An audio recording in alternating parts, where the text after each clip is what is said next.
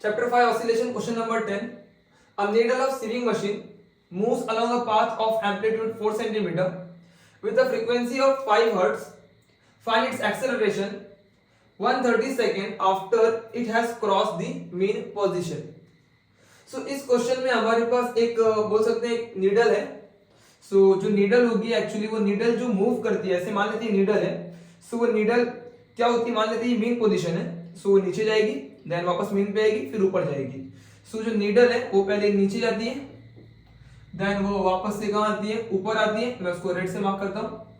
फिर वो ऊपर जाती है फिर से, एंड देन वापस से फिर से कहाँ आती है, वो नीचे आती है. सो एक्चुअली हमने जब भी एसएचएम पढ़ा था तो हमने ऐसे मोशन देखे थे, यानी कि मास होता था, राइट पे जाता था, देन वो मीन पोजीशन पे आता था, वापस से लेफ्ट में जाता था और फिर से मीन पे आता था.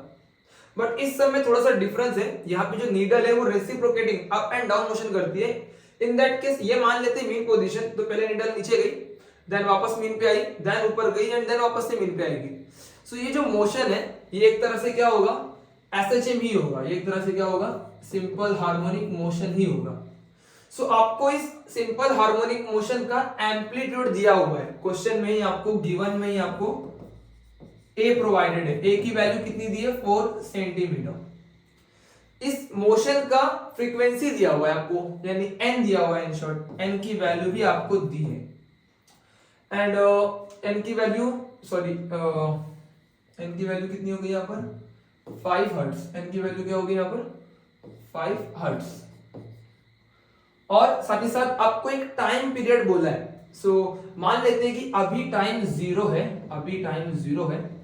सो टाइम कितना हो गया, 1/30 सेकेंड. टाइम कितना हो गया यहाँ पर, 1/30 सेकेंड पास हुए. टी की वैल्यू 1/30 हुई. सो ये नीडल इस पोजीशन से t0 पर यहाँ थी, जैसे ही टाइम शुरू होगा तो कहाँ जाएगी, आगे कहीं ना कहीं जाएगी. करेक्ट होगा इतना. सो जो टाइम है हमारे पास अवेलेबल किया है, एंड इस टाइम पर दैट इज 1/30 पर मान लेते हैं नीडल यहाँ पर है, यहाँ पर है, यहाँ पर है. सो यहाँ पर कहीं पर जब भी होगी तो उस नीडल का यहाँ पर एक पर्टिकुलर डिस्प्लेसमेंट होगा, एक पर्टिकुलर वेलोसिटी होगी, एंड एक पर्टिकुलर क्या होगा यहाँ पर, एक्सेलरेशन भी होगा. क्योंकि हमने जब किसके बारे में पढ़ा था, मास के बारे में समझा था, तो x = 0 मेन पोजीशन होती थी. यहाँ पर भी एक सर्टेन वेलोसिटी होती है, बाद में वेलोसिटी कम हो जाती है. v की वेलोसिटी 0 होती है एक्चुअली, बाद में यहाँ पे वेलोसिटी 0 हो जाती है क्योंकि वो आगे बढ़ते बढ़ते वेलोसिटी कम हो रही होती है. इसके बारे में आपने डिटेल में चेक किया होगा, यानी इन शॉर्ट वेलोसिटी चेंज हो रही है. वैसे ही क्या हो रहा है यहाँ पर, एक्सेलरेशन भी क्या हो रहा है, चेंज. बट आपका जो चेंज है, जो एक्सेलरेशन का चेंज है, वो आपको किसके बिहाफ में निकालना है, टाइम के बिहाफ में. यहाँ पर आपको टाइम प्रोवाइड किया है, ना कि डिस्प्लेसमेंट. हमने इंपॉर्टेंट फॉर्मूले मैंने लिखे आपके लिए. एक्सेलरेशन का फॉर्मूला आपको एक नोन होगा, -ω²x. यानी कि आप एक्सेलरेशन पता कर सकते हैं, आपको ओमेगा पता होना चाहिए और आपको x यानी डिस्प्लेसमेंट पता होनी चाहिए. यानी एक्सेलरेशन डिस्प्लेसमेंट के नाम पर, या तो एक्सेलरेशन किसके नाम पर है, ये एम्पलीट्यूड है यहाँ पर हमारे पास भी अवेलेबल है, ओमेगा हम निकाल लेंगे. तो यहाँ पर देखो एक्चुअली t अवेलेबल है, टाइम अवेलेबल है. तो ये वाला जो इक्वेशन है एक्सेलरेशन का, ये हम पता करेंगे टाइम के बिहाफ पर. ये वाला किससे पता करेंगे, डिस्प्लेसमेंट के बिहाफ पर. प्रेजेंट टाइम पर हमारे पास कोई डिस्प्लेसमेंट नहीं, हमारे पास टाइम है. तो हम किसको यूज करना चाहिए, हमने टाइम के पार्ट को यूज करेंगे इसको सॉल्व करने के लिए. सो अगर यहाँ पे चेक कर रहे हैं, गिवन में a आ गया, n आ गया. सो हमें बोला है एक्सेलरेशन पता करो after this much time. And एक बहुत अच्छी इंपॉर्टेंट बात है कि आपने शुरू कहां से किया है, बराबर से मीन पोजीशन से किया है. सो जब भी आप मीन पोजीशन से शुरू करोगे तो आपकी जो फाई होगा, यानी फेज एंगल होगा, ये कितना मिलेगा आपको, 0. जो फेज एंगल है इसकी वैल्यू कितनी होगी यहाँ पर, 0. अगर मीन पोजीशन से किया है तो फेज एंगल कितना होता है, 0 होता है. वरना जिस पोजीशन पर होगी उसके अकॉर्डिंग फेज एंगल हमें ऐड करना होता है. सो आपको पता होगा कि यहाँ पे मीन पर 0, राइट पर एक्सट्रीम पर π/2, एंड देन अलग अलग पोजीशन का अलग अलग फेज एंगल होता है. इसके न्यूमेरिकल में डिटेल में डिस्कस करेंगे. अब हम क्या कर रहे हैं, इन दोनों में से कौन से फॉर्मूले को यूज कर रहे हैं, उसको यूज कर रहे हैं जो टाइम के बिहाफ पर है. सो मैंने डिसाइड कर लिया, मैं एक्सेलरेशन के इस फॉर्मूले को यूज करने वाला हूं. अब बस इस फॉर्मूले में एक ही जरूरत है हमारे पास, हमें ओमेगा की जरूरत है. हमारे पास n है, हमें ओमेगा की जरूरत है. चलो हम लोग काम करते हैं, ओमेगा निकालते हैं. तो ओमेगा की फॉर्मूला क्या लिखना चाहिए, ओमेगा = 2πn. सिंपली अगर ओमेगा की वैल्यू की बात करें, दैट इज 2 × π × n. कितना n, 5. n कितना है, 5. सो ओमेगा की वैल्यू मिलेगी 10π रेडियन पर सेकेंड। बहुत इंपॉर्टेंट होता है कि आप यूनिट के साथ लिखो उसको। सो ओमेगा की वैल्यू 10 पाई रेडियन पर सेकेंड आ चुकी है।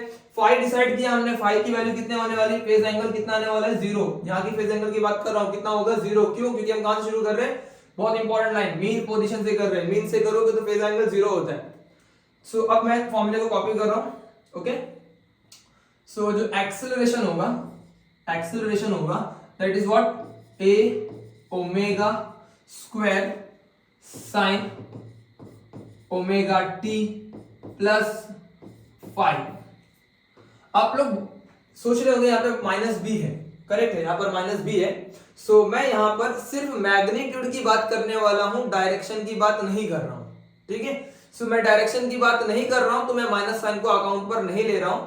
जस्ट मैं एक्सेलरेशन कितना है मैं इतना ही बताने वाला हूं यहाँ पर। ओके, सो इस वजह से यहाँ पे माइनस साइन मैंने ली नहीं है, वरना आप चाहो तो माइनस के साथ में डायरेक्शन के साथ भी बता सकते हैं, कमेंट कर सकते हैं। प्रेजेंटली मैं विदाउट डायरेक्शन ले रहा हूं। So acceleration is equal to a omega square sin omega t plus 5। यहाँ पे आपको दोनों माइनस में लिख करके दिए विद मैग्नीट्यूड एंड डायरेक्शन। मैं यहाँ पे खाली यूज कर रहा हूँ only magnitude, no direction. Okay, so A की बात कर लेते हैं finally. A is equal to what is amplitude, 4 है यहाँ पे। सो एक बहुत इंपॉर्टेंट बात ये भी होगी कि आप सारी चीजें एसआई में करो, सब कुछ एसआई में करो। तो इसको मैं यहाँ पे लिखना पसंद करूंगा 4 into 10⁻⁻² मीटर्स, 4 into 10⁻⁻² मीटर्स। सो मैं यहाँ पे ए की वैल्यू डाल देता हूँ 4 into 10⁻⁻²। व्हाट इज ओमेगा, कितना मिला है हमको, 10 pi square into sine omega.